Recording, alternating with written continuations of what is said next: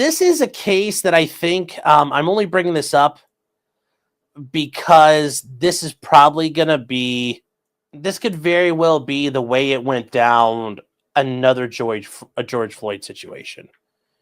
Except I think in this situation, these guys were 100% justified in what they did as police. This case, if you guys have never seen this before, this is out of Canton, Ohio. It's a suburb of Cleveland. It's about an hour away from me. And it involves the Canton Police arresting a guy named Frank Tyson, who they arrest him and he dies. It's pretty basic what happens. Did you call? So as you can see, the police arrive on scene and there's a telephone pole that got snapped in half because a car hit it. So that's your first indicator something's probably amiss with the driver. Yeah, Oh. Can you? It's in the VFW. All right. Yeah, it's in the VFW. So there's a VFW hall just down the road, but as you can see, the telephone pole's just gone. So as they keep going, they go down a little further and a little further. They walk down the road. They walk past this white house right here. And when they walk past the white house, they come up to a car that... Certainly that can't hit it. On the other side of the house, they find this car. And look, it's trailing fluid everywhere.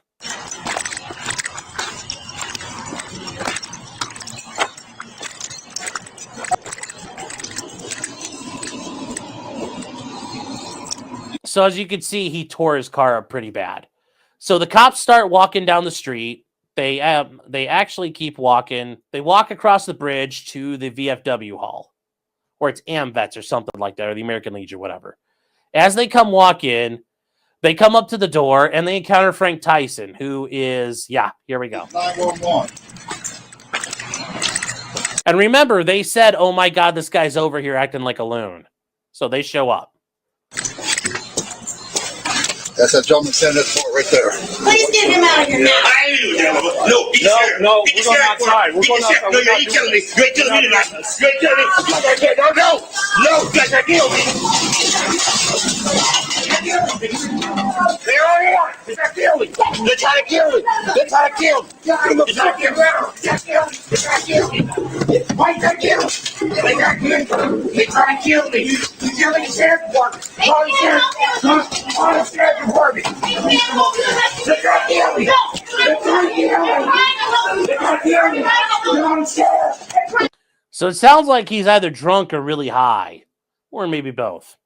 Call the sheriff! Call the sheriff! Call the sheriff! Call the sheriff! Right now! Call the sheriff! Call the sheriff! Call the sheriff! Call the sheriff! You're not guilty! Call the sheriff! Get on the fucking ground. Sheriff! Call the sheriff! Call the sheriff! Call the sheriff! Call the sheriff! Call the sheriff! They're gonna kill me! They're gonna kill me!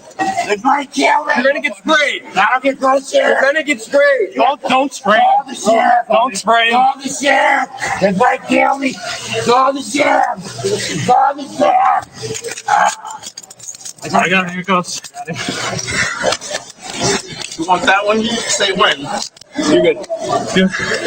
Here's the other hand.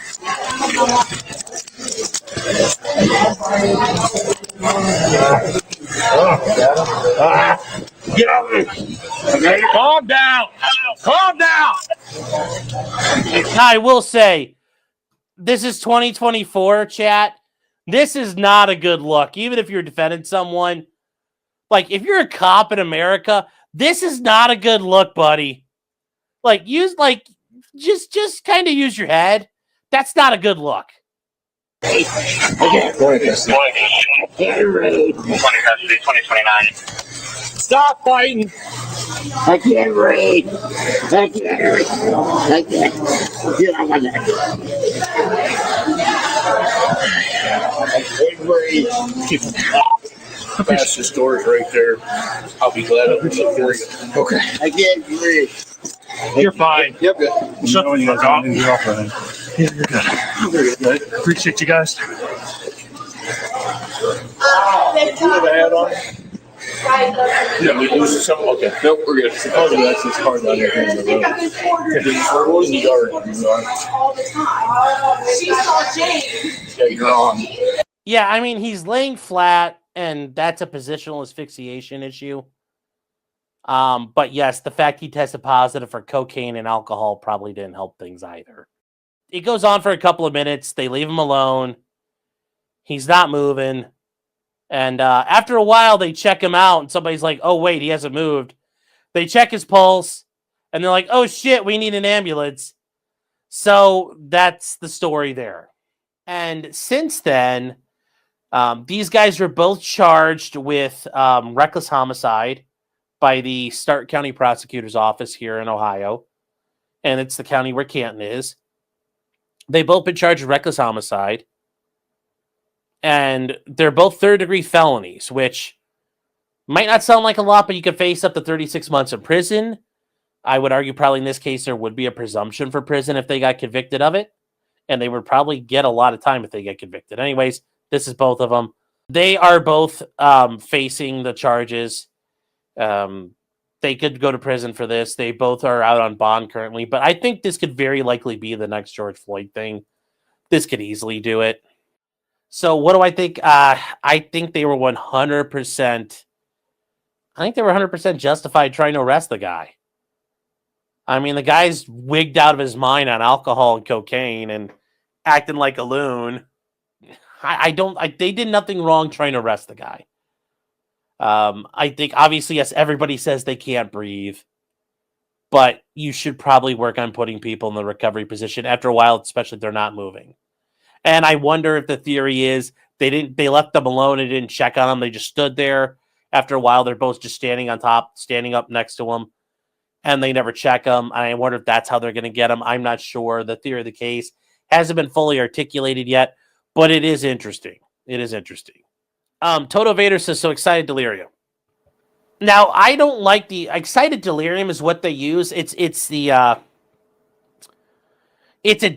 way you die that only happens when you're in custody of police departments. That when you get arrested and you're fighting and you get all worked up and you die for an unknown reason. Usually because you have alcohol and drugs in your system. But as a result of your resisting arrest, you end up basically having kind of like you die. Have a heart attack or something. Now, they call it excited delirium, but it only happens to people in police custody. Nobody else gets to use this excuse.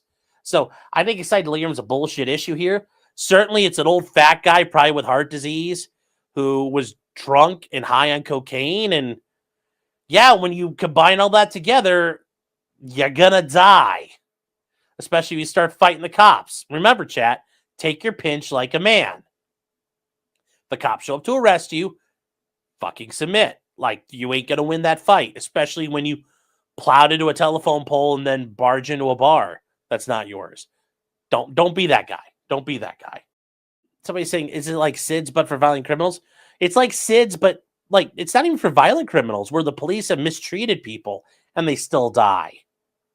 They've used excited delirium in qualified immunity cases. It's the magic spell for cops. It's very nebulous, and police use it as an escape all the time. But they're the only ones who get to use it. So it's very weird. It's very weird. Hubbleston says he went out fast. Yeah, within a minute. He's like, I can't breathe. And then he's dead. It looks like he pretty much died right away, which is very surprising. Usually that doesn't happen. I will say, guys, if these guys go to trial, I am going to cover this. I will keep some updates on it because I do think it's interesting how that happened. And yes, it's very odd he died so fast.